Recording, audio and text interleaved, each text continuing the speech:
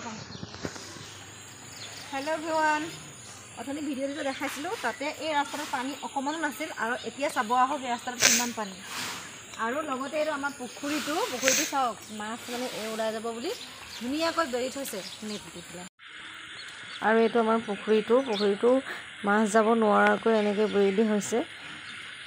যেহেতু এবাৰ আমাৰ যিটো আপোনাৰ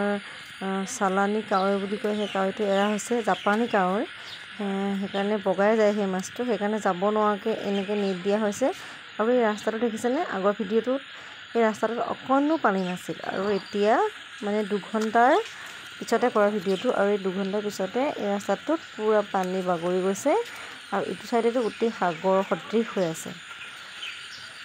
আমাৰ এই পুখুৰী পাৰেদি পানী বাগৰিব আৰু অকণমান পিছতেই চাওক কিমান পানী